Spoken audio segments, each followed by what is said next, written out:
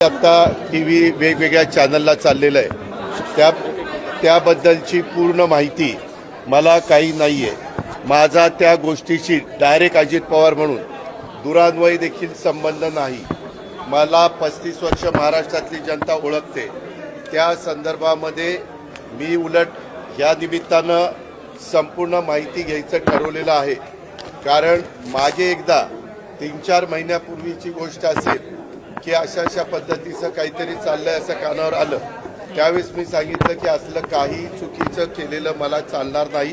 असल्या कुठल्याही चुकीच्या गोष्टी कुणी पण करू नयेत अशा स्पष्ट सूचना मी दिलेल्या होत्या।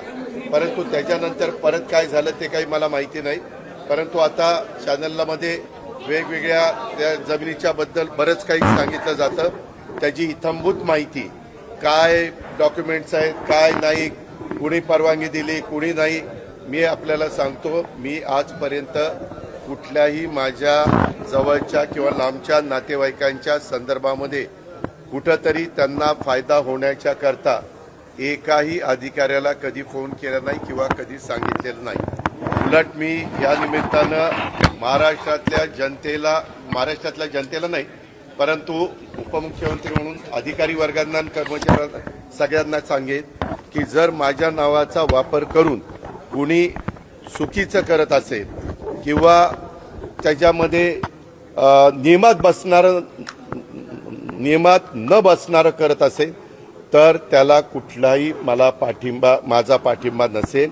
मी फार कायद्याच्या नियमाच्या चौकटीमध्ये राहून काम करणारा कार्यकर्ता आहे हे आपल्याला सगळ्यांना माहिती आहे। आणि त्याच्यामुळं मी आता मला आज कुणीतरी दुपारी मगाशी एक दाखवलं, मुख्यमंत्री म्हणाले की ह्याची चौकशी मी करतो। जरूर मुख्यमंत्र्यांनी चौकशी करावी, तो त्यांचा अधिकार आहे।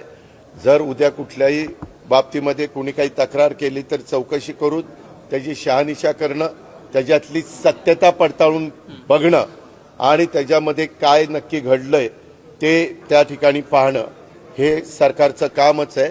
पण आत्तापर्यंत मी दिवसभर इथं असल्यामुळं मी त्याची माहिती घेतली नाही।